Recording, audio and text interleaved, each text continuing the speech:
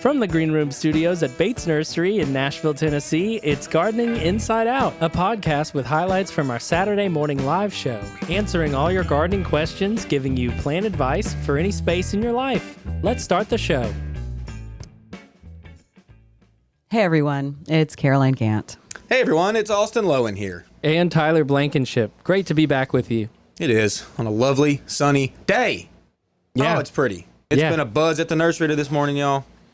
We can't really go outside without getting targeted, bombarded, questionized, loved on. We love it. We love every second of it. It's a great sign of what's to come for the rest of this year. It's so amazing, the mood of people when it's sunny outside and a little bit warm, and they're just like, and plants are coming in. Like, we've been busy with plants today. Like, we got a lot of trees in today. You got 2 tree trucks in today. They one came really rolling heavy in, one. rolling in hot. Yeah, they were exciting stuff. Not really all that exciting. I was going to say, what was on Kind of them? our normal baseline, not our like really cool stuff, but kind of those backbone things you need. The maples, the oaks, the elms, all of those large deciduous trees that grow in our forest here. Love it. That are really heavy for you to take off that truck. Yeah, thanks for that reminder. I just want people to know how strong you are. Yeah. How strong everyone is, really. Phew, those things are breaking us. No, you'll be fine. You'll be fine. But yeah, trucks are rolling in, y'all. It's happening. I bought myself what was it? I don't know. What was it? No, I forgot. What, the other day? Edgeworthia. Oh. Pretty. Early Gorgeous. spring bloomer. And Yeah. what's the common name? Paperbush. Paperbush. Cool. Yeah, they came off It had Maple some Valley. Really and I had to cool get it. blooms. And they or buds on smell amazing. them. Yeah. Yeah. They kind of like, their leaves to me are like Sweet Bay Magnolia-ish. Like they've got an interesting leaf to me. I have not seen it leafed out yet. Well, I'll get pictures of mine once it does. I don't know where I'm going to plant it, but once I saw him come off that truck, I had to have it because I've been wanting one for a few years. Here around the mid-state, just so y'all are aware, things are happening. Daffodils up and blooming. I saw irises popping the other day that were, I don't know, 3 or so inches up above the earth, depending on how much sun they get. And it's things are waking up. You know what I noticed the other day? Big, large maple trees are in bloom. You don't even think about them blooming, but they're blooming now. Really? What? Yes. What do y'all think? The maples just don't bloom? Well, no. I know they set seed pretty early, and they're blooming. What do the blooms look like? Just tiny little nothings? Pretty much. Yeah. They're like little knobs. Yeah. Are they like they're- little clusters? They're like cluster buds that are all along the stems, and they really swell this time of year, and then they obviously crack, and that's what they're doing right now. So, yeah, look around. You can find maples. You can identify a dormant maple by its blooms right now, so that's cool. That means my silver maples that I have everywhere are Oh, fine. going wild. Yeah. Yep. Yeah, they're not the best. But hey, they're a tree, and I enjoy them. They are a tree. I don't enjoy them. Well, you don't live with them. That's true. I don't have a silver maple. They shed their branches like if the wind blows. Yeah. And not to It's mention like their a dog seeds. shedding in the summer. The seeds just fly in your gutters, and then you I have know. a tree forest in your gutter. That's fun. I have a lot of those and a lot Right. of elm trees popping up everywhere. Right after I've cleaned my gutters out Yes. from the fall. It's highly annoying. I haven't cleaned mine in like a year. Speaking of elm trees, while you just mentioned that, is that not the worst weed to pull on the planet? Oh, if you let it go for a week, if you see it pop up and you're like, I'll get to you next week, good luck getting that out of the ground. They are so hard to pull up. Their roots must establish way before it starts to crack up. It's even like you just said, the smallest little plant can latch on and just, you can't barely pull it out with your hands. Like you got to get a little trowel or just get a shovel out and dig it up. Yeah, they're all in my beds. I actually have like 2 or 3 that I've just been cutting back for a few years just to hide it, and then it comes back even stronger. And I need to get in there and dig it up. But they're like between rocks, like between my edging Yeah, they'll and pop one up of my anywhere. garden beds, and it got to a point where I couldn't get one up, so I just keep cutting it. It's I'm in the really same annoying. boat. I've got a massive elm tree. I mean, just massive, right on the corner, edge of the wood line. And I deal with the same stuff. It's annoying. Well, mine is huge. It's actually really gorgeous. It's so big that the branches are heavy and it kind of looks like it's weeping a little bit. But my gosh, the seeds, Yes, they're awful. they're terrible. Tyler, what do you think about elm trees? I don't think very much about them. I don't think I even have one around my home right now. Like I have black walnut that's actually just on the other side of my fence, and it's gotten big enough recently. At first, when I moved in, I didn't really have to deal with it because it hadn't grown mature enough to fruit and make nuts. Well, as I was in my garage one day, I just hear this bam, and it sounded like a gunshot almost. And I was like, what's going on? And then another one and another one. This is about 2 years ago. And it had finally made nuts, and they were dropping all over my garage. So the sound of tree puberty. Yep. Tree comes a knocking. Puberty. And now it's just growing so big and lording over my garage, and I got myself a pole saw that I'm going to cut some of the limbs back above it. So, trees, they want to grow. They want to get in there, and the sooner you can get them out while they're young, the better off you'll be. Yeah, because they really like to establish themselves. And I have still in my yard lots of hackberry stuff that wants to start. And what's that other one? Rose of Sharon. There's still so I had a Rose of Sharon. I had a really mature one in my backyard. And it was probably like 8 years old or something, really tall. It was like 12 feet tall. I had to take it out though. It was I know, it was in a bad spot. Well, of course, it had already started sprouting seeds and stuff on my neighbor's side of the fence. Oh, yeah. And he loves Rose of Sharon. So now he's got a 5-foot Rose of Sharon that's about to get up over my fence this year. Are you saying you don't like Rose of Sharon? Is that what we're hearing? In that place? No. It was crazy vigorous growing, and there was literally like a stone pathway right next to it. So I'd have to keep vigorously trimming the shoots that were coming off of it every year. And then it would start reseeding in this bed that I didn't want it. I'd have to it was not a very nice variety for reseeding. It might have been an older one, Yeah, the old ones are bad about reseeding. And this one, it was like wherever it dropped, you would see a new stick come up, like within a month or so. Yeah. No, I agree. I agree with you there. I do love a good Rose of Sharon, though. It's a good repeat bloomer. Yeah, it repeats every day. That's what I'm saying. Much. Yeah, like closes constantly. up at night. And I do like new that. ones the next morning, yeah. Yep. But I want to pivot to something else that I did a few weeks ago, which was sow all those lettuce seeds. Yeah. They are now coming up very strong. Nice. And I've got a frost blanket on them because, as you know, we had that cold front come through. And they did okay? I think we had the 19-degree night recently. It was 17 out where we are. Was it? Yeah, I got the blanket on that night. Not the night before, which was cold, but I figured things were still warm enough that they'd be protected in a raised bed with netting on them already. So your corn salad's doing all right? Yeah, it's all sprouted, and there's so much. I mean, I went crazy, and a lot has germinated. So, and these might have been 2022 seeds too that I just had. You know, that's great. So always sow heavy, thin later. Yep, that's what I do. I'm stoked. I'm probably, you just said thin. I don't know. I'm bad about thinning. Yeah. I guess I'm just going to have to, if they get real crowded, I'm going to have to yank them out. Well, like I said a couple weeks ago, pulled them little guys out and had that tender salad. Ooh, tender baby greens, baby. Have that tender salad. That sounds so good. Make us one, Tyler. Yeah. Pull out those little saplings, sprouting. You know what I'm trying to say. They're not saplings. No. That's why I said saplings. And they're not sproutlings. They're seedlings. I like sproutlings, so it is cuter. Bring them in. That is cute. Sproutlings is so much better. That sounds like it's a cartoon show. It does. Little sproutlings. Well, I scattered a lot of flower seeds this weekend. Very heavily and randomly. Which ones? Like I do. Oh, gosh. I did poppies. I sowed some more hollyhocks. Those won't really be up until next year. I waited on a lot of my warm weather plants. I got a lot, and now I can't even remember what I got. But there'll be photos of all these crazy flower beds that I'm about to have. Nice. Yeah. That's exciting. I did see you checking out the other day with like 20 packets of seed. It was about 20 packets. You're right.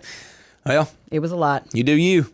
I love it. I always do. I love growing stuff from seed. It's just like the magic of life. Yeah. Just in front of you. A lot of time, it's fun to watch them like grow from a little seedling all the way up. But also, I forget what I planted, especially when it's flowers. And I get to just wonder what it was because I'm really bad at marking. So. Well, that's a good point, too, to make is like when a seed does germinate and you have 20 different packets of seed and like they're wildflowers a lot of times. So you don't always, when they're small, remember like really what their foliage looks like, until they bloom. Yeah. And then they bloom. And you're like, oh, yeah, I did plant that. I remember that. I was telling, it might have been Tyler. I usually grow Mexican sunflowers every year. And probably back in like 2008, I was growing them. And I got them from a seed packet. And I was like, oh, let's grow these. I don't really know what they are. And I remember planting seeds. And then to my knowledge, they never really came up, but I pulled up a bunch of weeds from the area where I planted them, did it 3 years in a row before I realized that was what the Mexican sunflowers look like. They look like a giant weed. I had just been planting them and pulling them up and then wondering why I had never gotten flowers. That's hilarious. Yes, it's it's hilarious. Finally let them grow. I love that plant. They bloom a little bit later in the summer, but they're totally worth growing. Nice. Yeah. Mm-hmm. I just didn't sow enough when I did it. And because of that, I only got like 2, maybe 3 total. And I wanted just a whole bunch of them. So Yeah. You got to plant a lot of those because they get so tall that they do a lot better in a big clump. So they can kind of support one another. They're tall, skinny, and they have one little bloom atop a stalk that goes almost 5-6 feet tall. No, they get pretty shrubby. Like one, it kind of grows out a lot. Oh, that's right. Yeah. My memory fails me. Well, It's okay. Well, I mean, one seed will get you like at least 20 blooms, if not more. But Yeah. it gets really tall and heavy. well, isn't this fun? This is fun, but you know what's fun?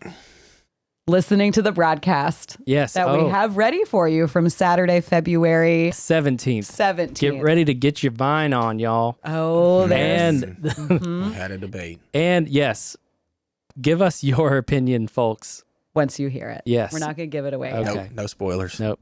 Y'all have fun. Hey, on that Definitely. note, can we go? Let's go ahead and go to questions now. Let's okay? do it. Yeah. Yeah, because Ken Zacard had one, and he says, I have a 3 Abelia kaleidoscope that survived last winter, but have recently dropped most of their leaves. Will they bloom from the old wood, or must they be pruned back? Either way, Yeah. they're going to bloom. So don't worry about that. If they're defoliated and they're too big for you, go ahead and give them a haircut. I mean, it doesn't matter really with Abelia. They're an extremely hardy plant, and they do lose their leaves some winters. It happens. We kind of call them semi-evergreen. Okay. Not perfectly evergreen all the time. So they definitely deserve a haircut. Get them balled back up, nice and tight, and they'll flush nice and tight, and they'll bloom for you on old wood, new wood, doesn't matter. Wood, it's gonna bloom. So don't worry so much, but they're very, very hardy. Really good plant, really good foliage plant as well. All right. Let's talk about Very Distilleum good. while we're on this Okay. freeze topic. Another one that's very similar to Abelia. My Distilleum is not looking great after the frost. Will it come back? I am new to this plant, is what they have to say. Okay. And a lot of people are somewhat new to Distilleum. It's a broadleaf evergreen that kind of looks like laurel. It's a good kind of substitute for laurel. It's got a wider growth habit typically than laurel does, with depending. There's a certain cultivar that kind of goes more upright. But once again, very similar to Abelia, and it's a semi-evergreen plant. It's not one that will keep its leaves every single year, but they do crack new leaves typically every single spring, okay? So if you lose your leaves or it's looking a little rough right now, just kind of don't look at it. Don't look at it. It's a little rough right now, but in the spring, like I said, it should crack new leaves and look nice. All right. And they are definitely more susceptible to freeze and tip dieback than many broadleaf plants. And so it's kind of going to be what goes with them when we have these more severe winters.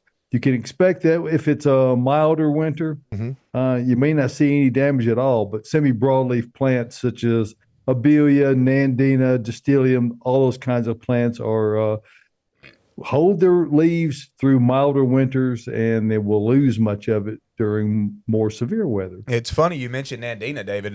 Nandina this year, a lot of even just regular old heavenly bamboo Nandina, they've dropped their leaves again. Wow. It happened again with them this year. Not all of them, and not necessarily like Firepower is kind of that dwarf variety that you know of. I haven't noticed them losing leaves all that much. But I think the snow cover really added a lot of insulation.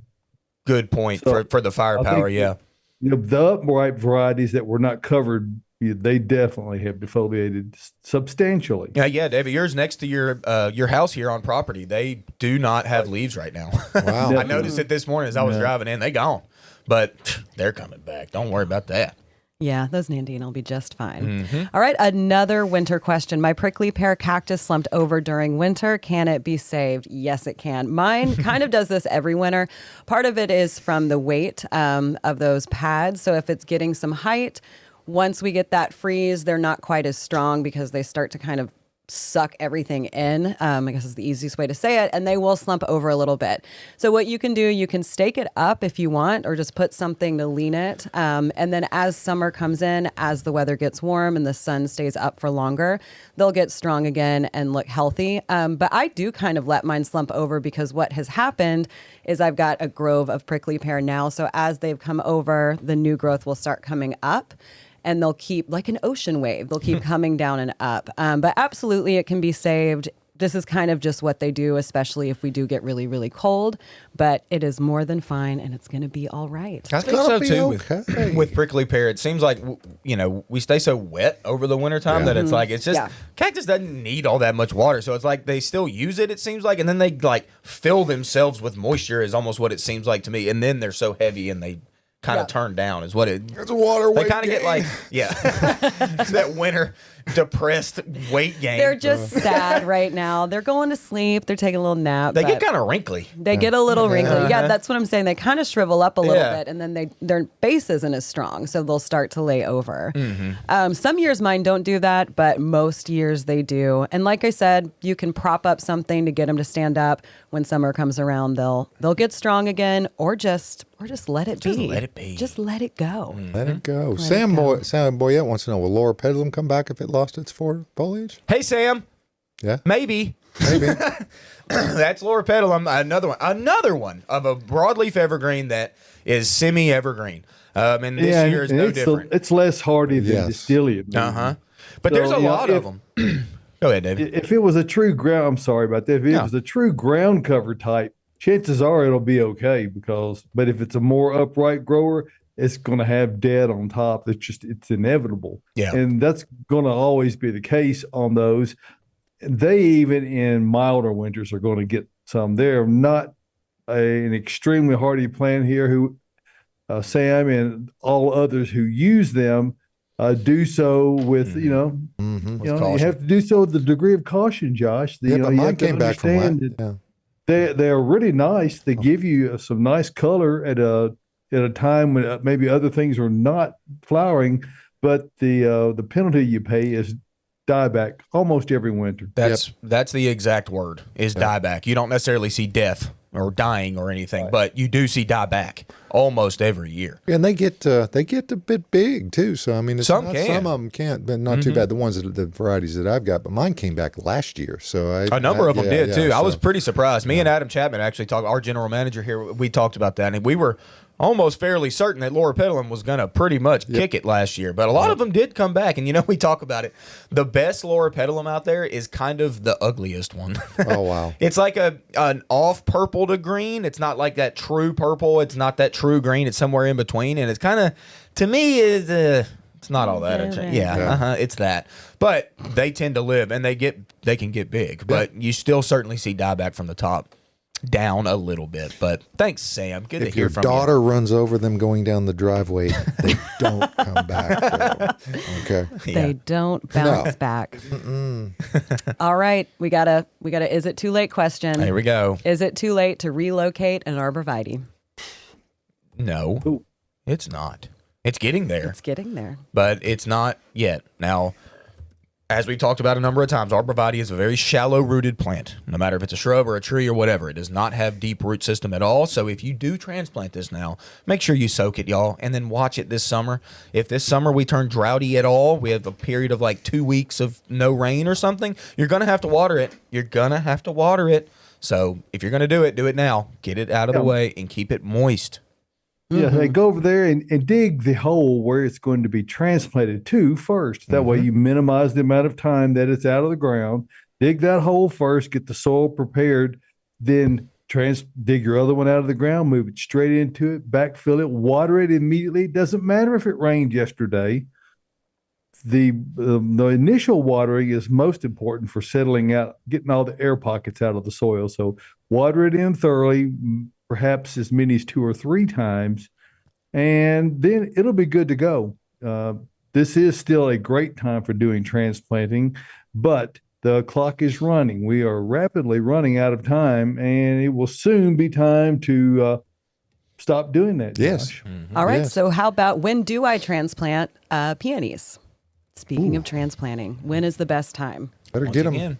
Once again. 3:30. Y'all haven't even 3:30. I mean, thrown out the time today. Something's wrong with everybody. yeah, it's time, y'all. You got to do it. You got to get on doing it now. David talked about it last week. Whenever things are actively growing, actively pushing, is one of the worst times to try to transplant things. It's just stressful. It's just stressful on the new foliage that's coming up. So if you're going to do it, your peonies out around town probably have not started pushing yet. They have started pushing in our greenhouse, but not around town. No. So I usually get them transplant mine moved. in the fall. Yeah, like late fall and really anytime during dormancy. Yeah, when they're sleeping. You know, I was looking, I like to walk around my garden beds and kind of pull leaves back to see what might be starting to come up, and then I'll recover them. But my Ito is starting to push out about 1.5 inches up the base of the plant on the old wood. And they're about yay big, like 1/2 inch. I was a little surprised to see them, but very excited about it. Nice. Okay. And the color are yours? Itos are, of course, the best of all peonies. Yes. And they are a cross between a tree peony and an herbaceous type of peony. So what that means is that they have stuff sticking up above the ground even when they're dormant, which makes it easier to transplant them and identify where they are.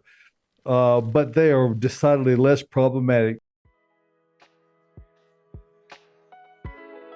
Gardening Inside Out is brought to you by Earth Mix Garden Products, creating regionally sourced high-quality soil blends and amendments for the sustainable-minded gardener. Fall and winter are great times to plant in the Southeast, and Earth Mix can help you with Landscape Soil Conditioner. Mix Landscape with your native soil to feed all winter long. Added mycorrhizal fungi help your plants get established faster and increase hardiness through the year ahead. Visit earthmix.net for more information and retailers near you. Remember, success begins at the ground level when you use Earth Mix Garden Products. We're going to take a shift over to vines. We got quite a few vining questions today. All right, first up is native vine to grow along a chicken run, coral, honeysuckle, or passion flower. So those are the two they're asking about. I know that I talk a lot about my passion flower that I have at my house, but if you did the native passion flower, that one would be great, I would say. Just don't get the one that I Does it planted. matter what kind of chickens are in the run? No? Maybe? They'll probably eat on it. Yeah. Probably will. I don't know. I Chickens wonder- kind a of lot peck of on chickens. anything. I got like 11 chickens. They seem to peck on anything. So I wonder if they would peck the the maypops. well, yeah, because the seeds have like kind of a sedative effect. Oh, a calm very those calming chickens down. effect. So if you find that your chickens are more chill, that might be them eating the seeds of the pod. I mean, you could just like pop the pods off, as they fruit if you don't want them to. Hey, have man, those. that dude's got some really chill chickens. Wow, yeah. Austin, you should try that and see how it Makes affects your tryptophan chicken. look like candy, David.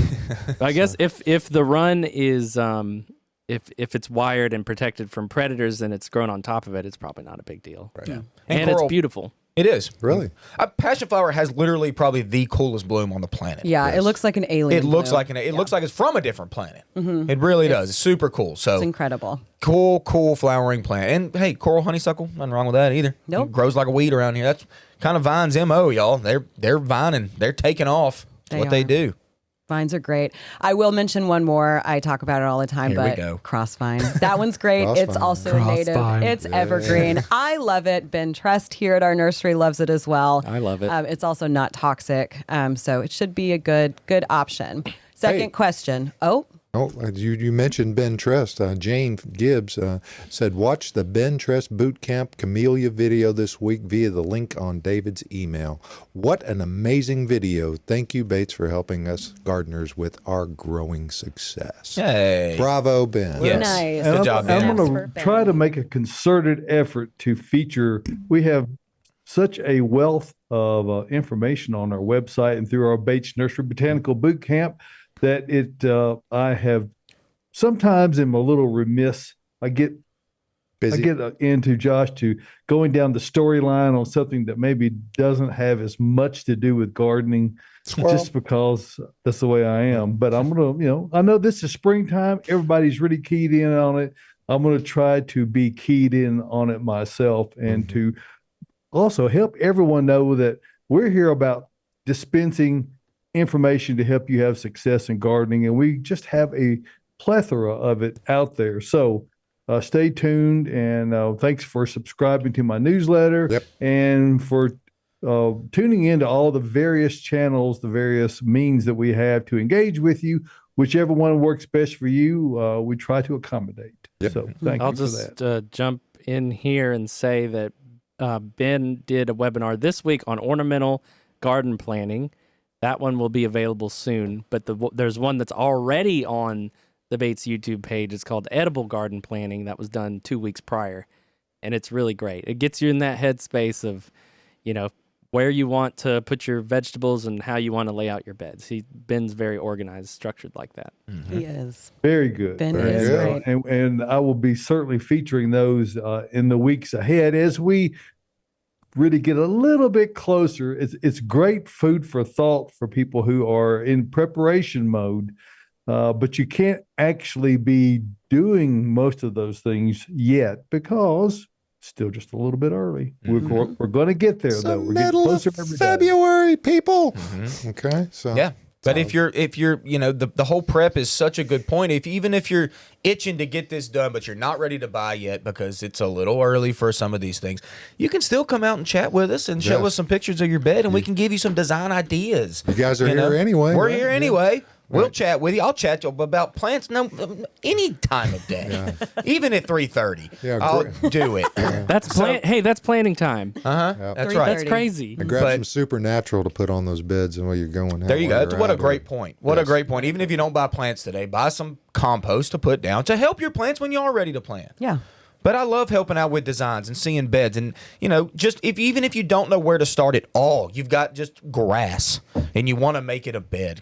Come out, chat with us. We'll tell you how to get that done and what kind of shape and all that. It's just fun to chat about that. It's fun to let's talk. get that prep going. But let's keep Fun to chatting answer questions, about too. vines, y'all. Let's get back on it. This one is fun. Crossvine versus Clematis.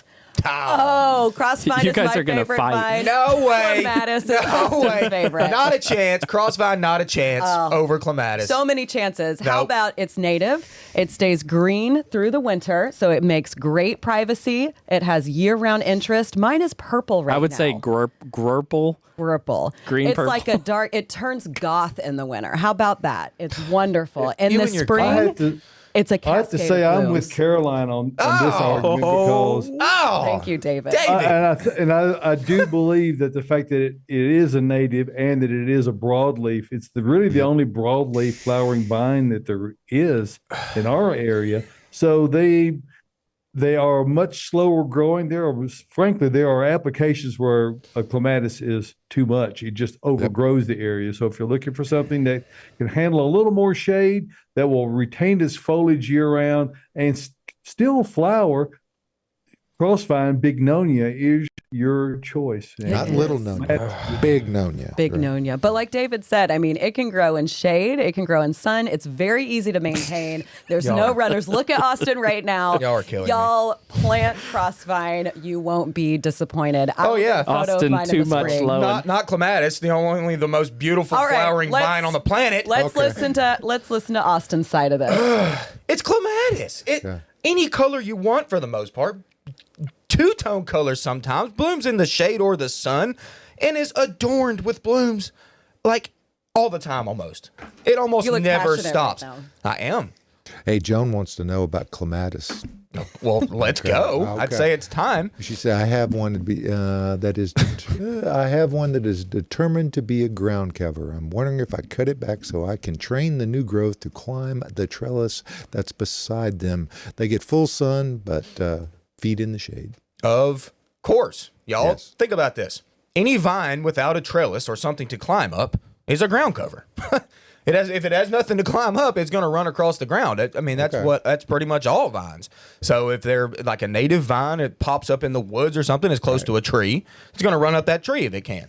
But if it has nothing around it, it's going to run on the ground. So yours has been doing that, I'm assuming. If you want to train it up, of course, train it up. Cut all of it back if all the old growth is down on the ground or And whatever. warn it at that time. You are going to climb this trellis. So Okay. put Gonna do put a that. trellis close, train it to go up. Austin, It'll go up. Clematis doesn't And- really climb itself, right? I mean, you don't have to train it. It wants to do it. Well, It's going to grow towards the sun. I mean, mine really didn't. I pick think up what at you all. mean, Ty, it's not a self-clinging vine. That's what I'm talking Yeah, about. it doesn't have like tendrils that really grab onto things. So Crossvine is. Crossvine is. You're right. Yeah. If you provide a structure, it will grow, like some kind of a trellis, some kind of a thing for it to wrap around. It will grow up, and you don't have to do, quote, training. No, not all that much. I mean, just to get it started, you might have to, at the base or whatever when it first starts, like get it pinned there or whatever. But then after that, it's running up through. I've got 5 clematis. Yeah, they just kind of intertwine and go up and do what they do. They do what? And they do that. They definitely climb on Get themselves. the hands going. So is that your argument for Clematis? What? Is that it? That's all you got? Closing What do you mean statements. it's all I Closing got? statements, yeah. Peggy Acres says Crossvine. Yeah, man. Peggy. Okay. Peggy. Y'all don't even know. I Y'all will. don't even know. Okay, I will say I love them both. I obviously like Crossvine better. I have better luck with Crossvine. I've planted a few clematis and they've died, but I think I planted them in the wrong spot. Uh-oh. You don't have to choose. You could do can- both. Yeah. That's true. Exactly. Yeah. Just You don't not have together. Clematis deserves the better spot. Yes. You know, I'm just gonna let you have that because we all know the truth right now. I would so. not plant them together either. No, that would be quite a weird planting. Let's keep going with vines. Recommendation for heat-loving vines to grow on a trellis with all-day sun exposure. Okay. There's a number of them that'll work for that. I know, Josh, you're a fan of wisteria. I mean, make sure you have an excellent trellis for wisteria if you're going to grow it. Carolina Steel jessamine. structure. Yeah. Yeah, we talk about Trumpet that. creeper. Yeah, winter creeper's fine. And the trumpet creeper is what I was. Trumpet what creeper. was Sorry, I saying. thought you said winter creeper. What did I just say? The yellow one, Gelsemium. Gelsemium. Carolina jessamine. Carolina Carolina jessamine. jessamine. Yes. I've got that right now. I'm about to move it. Oh, Of course you are. but it is an all-day sun. For me, wisteria takes too long to get established where you get the blooms. I mean, it's a beautiful foliage, but I mean the bang is those grapevines and the smell that comes off of the blooms. There's nothing that smells better than wisteria in the spring. Yeah. It's gorgeous. I mean, like you said, once it's established, which will take a long time. It's And then stunning. it takes over the neighborhood. Yeah. So Yeah. you have to be very careful with And it. then everyone has it everywhere. Yes. But It'll pop up 30 feet out in the yard. Yeah. You've also got honeysuckle. You've also got crossvine. Crossvine. Yeah, I wasn't going to say it, but you've also No, got I that. like crossvine. I don't want to. I don't want to say I don't like crossvine. I love that it's native. I love that it's got the fall and winter color. It's evergreen. It's blooms. It's all great. Trust me, it is. Is it clematis good? No. Next question. Yes. Native ground cover to replace vines along a ditch. Oof. What do y'all got? What kind of vines were growing in the ditch? native The ground native cover. word is the part that's hard to quantify. Is it Right. really native? Is it I know. Native ground cover. Blocks? maybe? almost all the ground covers are non-natives? Yeah. Well, Now Trying to there think of a are native. there are things to consider that are a little more ruly in that they don't overgrow the areas. For instance, you don't a purple leaf winter creeper or winter creeper euonymus coloratus, all the same thing. They can be quite invasive. You never want to plant those in an area where they are adjacent to a woodland area. Same holds true with any of the ivies. They are. It can be extremely invasive if not responsibly kept. That's the problem that occurs with those is people plant them and they want to just forget about them and let them go, and then they can take over in native woodland areas. So you do not want to do that. There are things that are more on the shade tolerant side, such as purple leaf winter creeper, or winter creeper not winter creeper euonymus, but vinca minor is what I'm trying to say. I thought you were going there. And those are, while they're not necessarily native, they don't really overgrow anything. Now, it's true that in heavy shade areas, they can really get established, but they're not aggressive. They won't grow up trees. They're comparatively easy to control. So, you can actually get in there where if they've overgrown the area and dig them out and manage it pretty easily. You can't do that with winter creeper euonymus. It's too invasive. Yeah. It's not quite kudzu invasive, but it's not far from it. I really am curious. What kind of vines were there? I'm wondering what was Also, sun or shade. Like, Yeah. I mean, usually ditches are exposed in the elements It may have been if it's next to a woodland. trumpet vine. or something? maybe a Yeah. honeysuckle seed, Yeah. probably more so. I mean, honeysuckles everywhere around here. Like the invasive honeysuckle. Yeah, well, that one, but also the vining honeysuckle that's native. Yeah.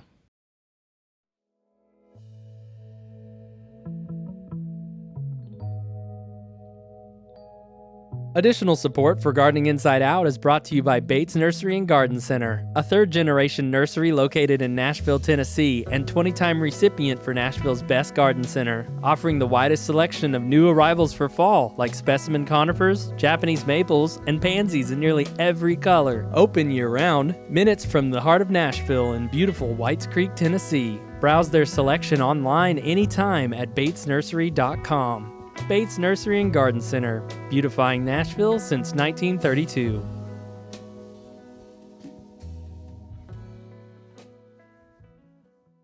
So Paige, who obviously has been watching the broadcast this morning, listened to what we had to say and emailed the Gardening Inside Out email. Nice. She's got a question about her Limelight hydrangeas. So finally, we're to our hydrangea section of the show.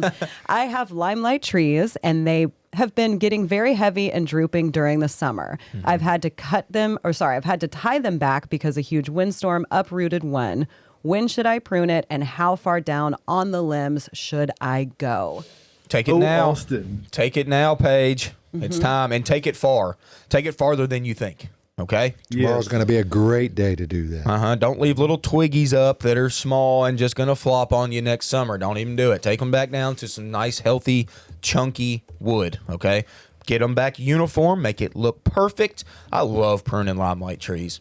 I love it. We know you do. I need some pictures. I need to talk Now, to you did some pictures She on actually, your mom's she last did send year, us a did you picture, so not? I'm going to show it to you. Yeah, I did, David. I pruned Mama's. And did you not cut those back to about a foot to the crown of where they break out of the main trunk? So, Pretty much, yeah. You want it to be very, very stiff wood down in there. You don't want it to be. You really want to do this with hand pruners or loppers, depending on how big they are, not with shears. No. Because you want to be cutting into wood that's so heavy, shears won't really do it. So if you're able to cut it easily with head shears, you're not cutting it heavy enough. It needs to go back deep. It's going to flower on this year's wood anyway. Yeah. So you might even take the opportunity to go in there and thin it a little bit.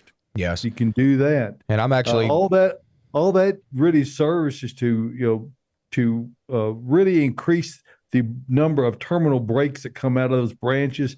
That will reduce the amount of weight on those long limbs that would be there otherwise, and that will keep it from flopping nearly as severely. Yeah, and I'm actually looking at the picture of your tree right now, Paige, and it's a little wonky. Not gonna lie to you, that's the word. Wonky. She did say it was Wonky. uprooted a little bit. It's wonky a little, so we need to get that back in check. Yeah, and like David said, take it way back to the main part of the plant. It's going to shorten the plant, but you know Limelight, you know how big it gets. So take it back far. You'll be fine. It'll be okay. It'll be Cut okay. it. I kind of When can't believe you did not talk about cutting it back right at the beginning of spring, because I tried that. So Austin had this whole idea, and he started doing it, of giving it a little prune back right as it starts to...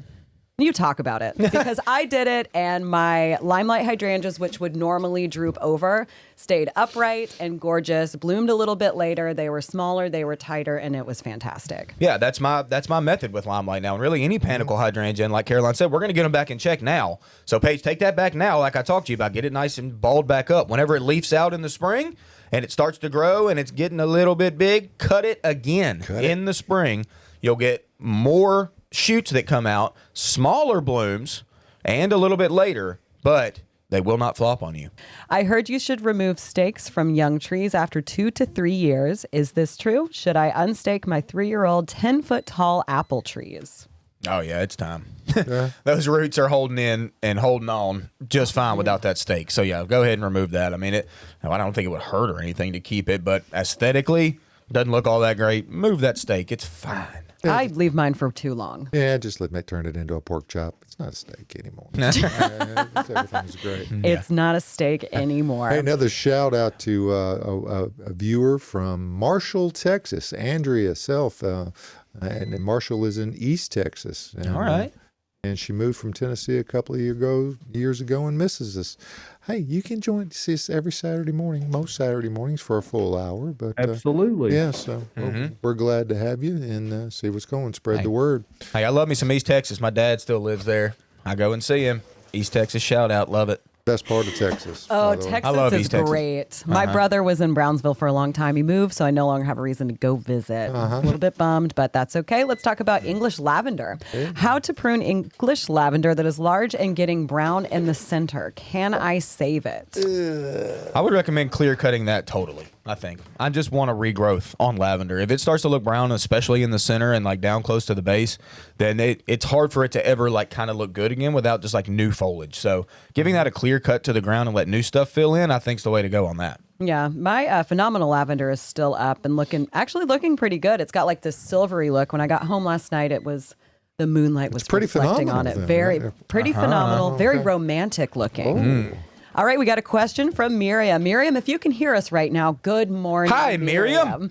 When, if ever, in. do I prune my brown turkey fig? It is about 3 years old and gave me 11 figs last year. Next year will be bound Nice. to cry. Tell you this too. You got to leave those sticks up.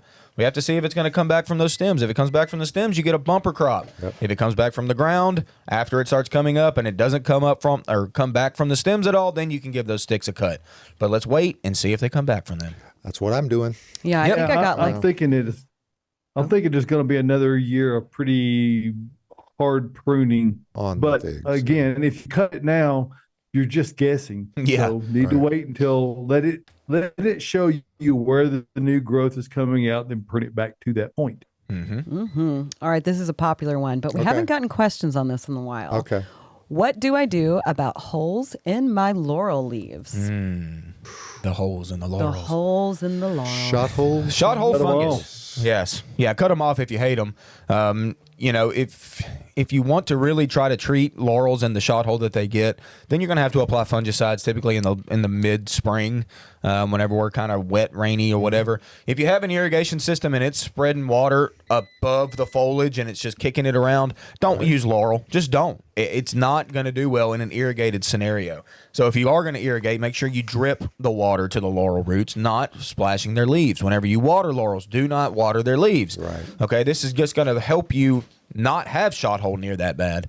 And then, like I said, oh my God, Tyler's doing so many things. The lights just went out. It's rebooting. Okay, reboot.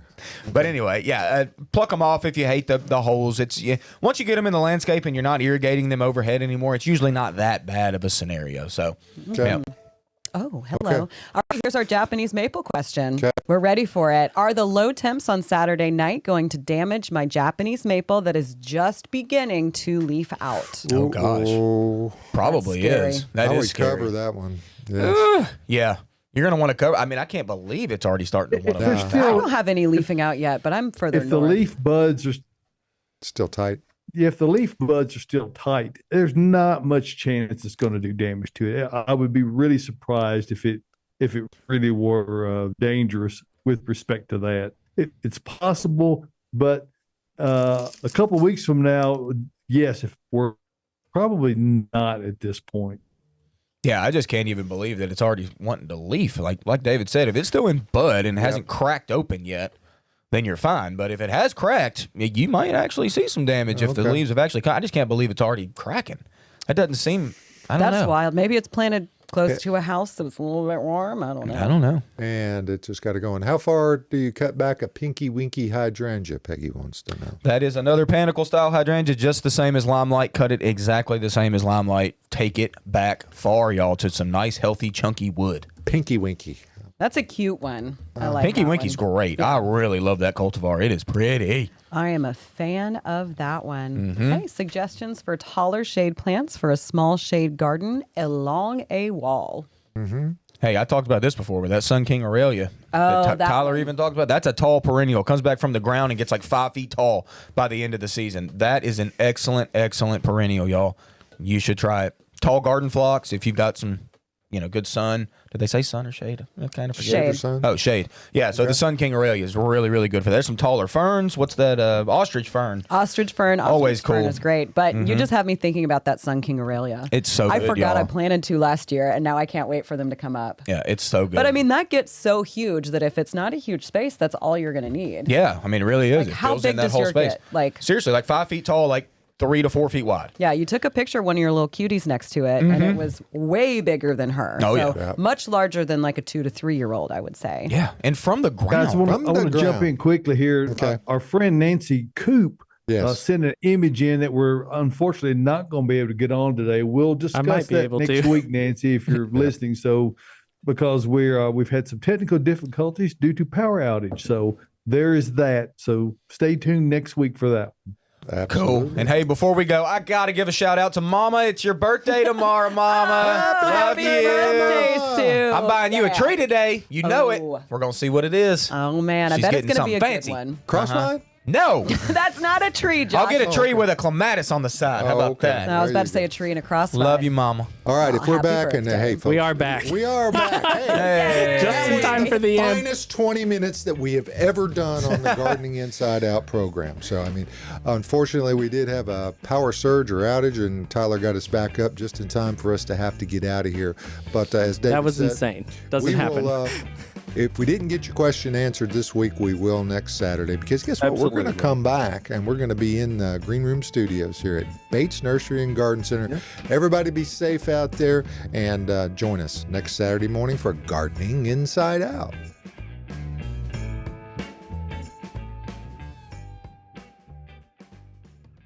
Thank you for tuning into the Gardening Inside Out podcast. If you're looking for more information or more from your hosts, don't forget that we have a live Saturday morning broadcast, 8 a.m. Central Time on YouTube and Facebook. You can also follow us on our Instagram channel. That's @Gardening Inside Out for more posts, reels, and in-depth dives to topics and things we've discussed on the show. If our content resonates with you, consider giving us a follow, like, and subscription on all of our social media pages. See you next time.